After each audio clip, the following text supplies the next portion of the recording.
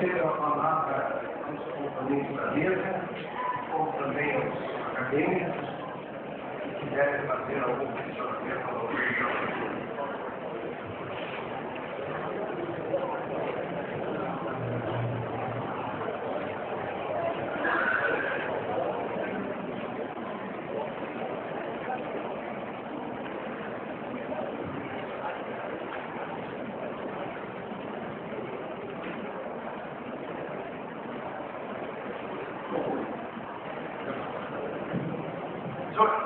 Algumas perguntas aqui que eu tento abusar da tempo de escolha aqui e vamos responder algumas indagações. O Marcelo, o primeiro ano, ele disse o seguinte: o professor Evaldo França diz que o médico não poderia ser caracterizado como infeliz, diz que é formado, tendo você não culpa, como negligência, imprudência, como sorver essa posição. Na minha declaração de entrada, a pergunta do médico, eu abordei especificamente essa matéria. Eu conheço o professor Evaldo, posso ser o seu amigo dele. Ele é médico e é também bacharel dele. Ele era professor da Praça, aposentado, professor emérito, da Universidade Federal do Paraíba, professor na Faculdade de Medicina e Direito, Medicina Legal. E é perito. Perito e escreve com uma facilidade muito grande. Eu sempre digo para o professor Evaldo que ele poderia ser um literário. Ele escreve um livro. E ele escreveu um livro chamado Direito Médico. Então, foi a primeira obra, tá? Livro, não artigo. De 14 dessa temática do Direito Médico. E ele disse, outra vez, exatamente o nosso professor Marcelo aqui, observou com bastante modelo, que o médico não pode ser perito, porque quando se forma, ele recebe o título de doutor e medicina. Então, como ele pode ser perito? Então, por isso que eu fez isso, eu explicar, aquele cirurgião plástico lá em Goiás, que passou do Distrito Federal, tinha 35 representações do CRM de Goiás. 5 mortes em cirurgia plástica. Certo? E nunca concluiu uma residência oficial de cirurgia plástica. Então ele trabalhou no serviço de cirurgia plástica, assinou alguma coisinha e conseguiu fazer como um registro de especialista em cirurgia plástica. Então, estou dizendo, alguém pode ter dúvida que, do ponto de vista jurídico, esse médico, mesmo sendo doutor em medicina, ele é IPI em cirurgia plástica, ele não reúne os votos de conhecimento técnico necessários para a realização do cirurgia plástica. Então, eu usei esse perfil no Festival, no meu livro de sempre, tantas ensinando, abonadas por nós, no Festival, essa é uma que infelizmente. E outra coisa, eu não sou absolutamente só fiz isso. Eu estou dizendo que o médico pode ser destacado sem querer, eu quero dizer, nosso papo da responsabilidade civil, o famoso professor José da Garcia, foi ministro do Instituto Tribunal Federal de Recursos, e o livro dele de responsabilidade civil, da responsabilidade civil, é o melhor da hoje, escrito no Brasil. Então, o professor Garcia também disse, o médico pode ser interesse, ele não tem um voto de interesse em tudo. Então, como se atreve a experiência do médico? No ato é a lei ad hoc, para aquele ato. Se naquele ato considerado ele refere perícia, ele há de ter tido pela justiça como perito. Então, nesse caso aqui, quando ele já tem perdão pela ausência, no Festival, mas ele está processando, até ele mesmo. Ele, o médico, pode ser.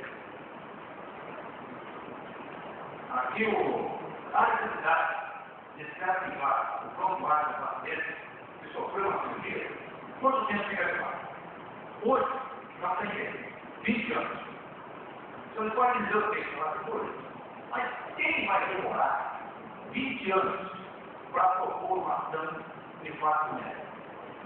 Eu trabalhava na presidência do tribunal e recebemos uma correspondência de uma senhora do Oeste do Paraná, reclamando um mau atendimento de um parto. Quando aconteceu esse problema? 18 anos atrás. Não vejo. O médico, hoje, até janeiro, pelo menos, ele tem que guardar por 20 anos o nosso acordo e tal. é muito difícil que o paciente espere esse tempo todo. Mas, só devido esse caso, que está suscitando uma pneu marada, esse pós-projeto está dando, esse o pico de série cabeça, lá do Brasil, e desse filme que o Rodrigo Santoro, o autor que faz papel ao projeto falando, ele foi atendido numa clínica psiquiátrica, até o médico atendeu para morrer. E agora você diz, não dá para aprender o risco. Porque o risco teria a imagem, a memória do morto do médico. Ele esperou 23 anos para procurar. E o nosso colega do município, no debate do município, reconheceu a restrição. Ele falou, você deveria ter proposto essa demanda administratória em 20 anos. Você veio direto terceiro ano. E, senhor Oliveira, ele nunca foi entrevistado, não é capaz, não houve nenhum tipo de ocorrência que pudesse interromper aquela restrição. Aí, para efeito de demanda física. O que aconteceu?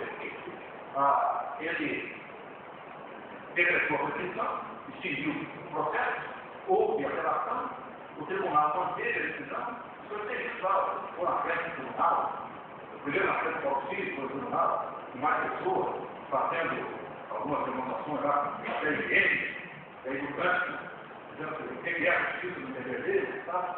Só dizer, mas fazer o quê? 20 anos é o gasto profissional. Então, infelizmente, é o que acontece aí. O médico, teoricamente, né? Apesar de, alguém pode dizer, mas aqui já houve, demonstra o tempo todo. E até ainda, fica privado de experiência de apuração, se cansa por eu fica. Quanto tempo eu faço? Nunca perguntei na experiência, mas fica privado. Seria que a apuração é, no âmbito do experiência, desse caso de responsabilidade civil do médico. O CRM hoje está muito preocupado até com a suspensão cautelar do médico. Eu participei aí numa videoconferência, o pessoal da Vitória, eu veja como eu sou beneficiado. Eu em Curitiba, no frio na lá, o pessoal em Vitória, na frente do mar, eu falando ali na televisão, ele na Vitória, sobre a suspensão cautelar do médico. Esse caso aqui, por exemplo, lá de São Paulo, o médico pegou, de Maringá, o CRM hoje não dispõe no código diretamente, a não ser em caso de saúde, principalmente saúde mental. O médico pode ser temporariamente interditado, mas o código diretamente não contempla essa possibilidade de uma suspensão cautelar do médico. Agora, você imagina se o médico preso por pedofilia, se ele tiver liberdade provisória, se ele poderá continuar exercendo a pediatria, por exemplo. Então, efetivamente, eu entendo que é chegar um momento, uma resolução do Conselho Federal de Medicina para adaptar essa código ética também a essas situações que nós estamos vivendo aí, presentemente. Quando há um óbito e o médico em dúvida em relação ao diagnóstico, solicita a necrópsia e a família recusa. O médico também recusa assinar o atestado de óbito. E no local não há serviço de verificação de óbito. Como você verificar tanto o médico quanto a família? Só de ver, houve um caso interessante, como disse, eu até reproduzi esse caso também. Uma filha, uma procuradora do trabalho, da Fortaleza, uma jovem senhora, com 22, 29 anos, mãe de 2 filhos, resolveu fazer uma cirurgia plástica em São Paulo. Procurou uma excelente cirurgia plástica, foi em São Paulo. E houve um problema, provavelmente, e essa senhora morreu, essa jovem senhora morreu.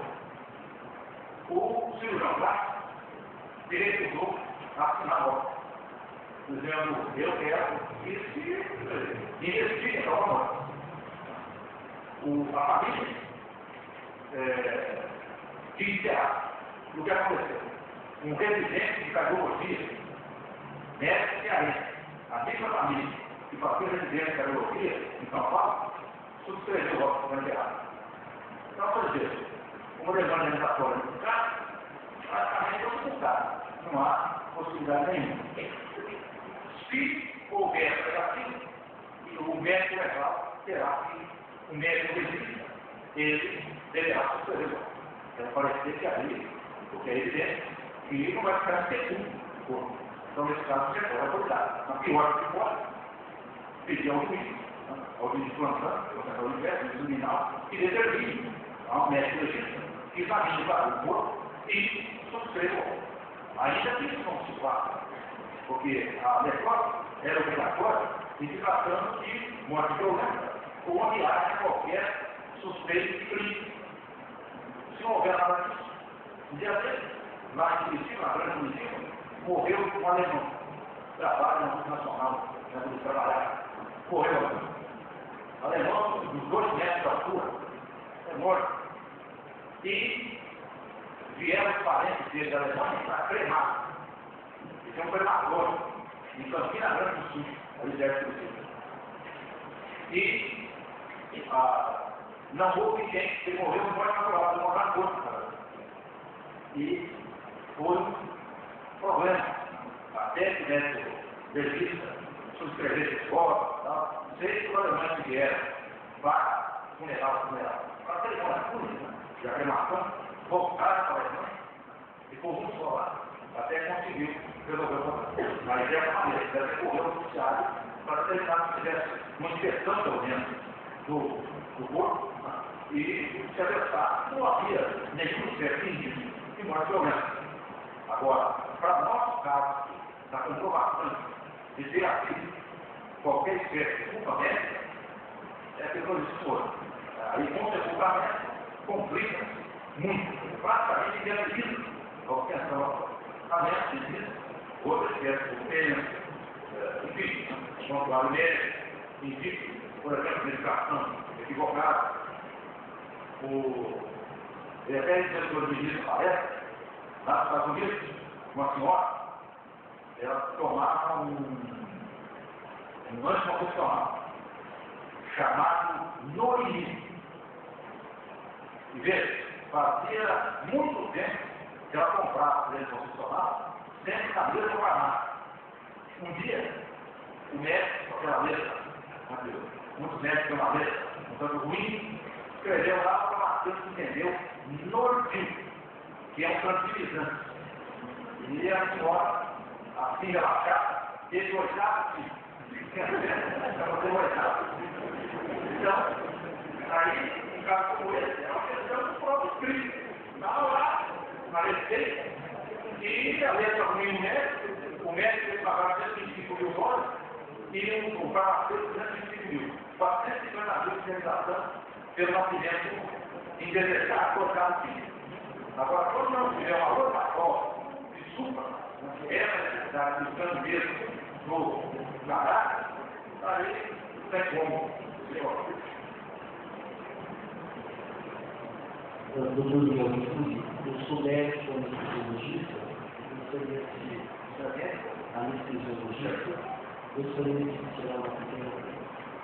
Existe alguma experiência na condução do processo em relação a paciente particular, paciente de convênio? Faço essa pergunta porque na Constituição do artigo 37, parágrafo 6, fala que as empresas, né, públicas são responsáveis pelos atos de seus agentes, né, cabendo o direito de regresso. Isso facilitaria muito a justiça, porque seria a responsabilidade justiça ocorreu o dano de indenização. E caberia a empresa acionar o médico, e daí comprovar se houve uma culpa, seria responsabilizado. Como no nosso país, o maior comprador de serviço médico é o governo,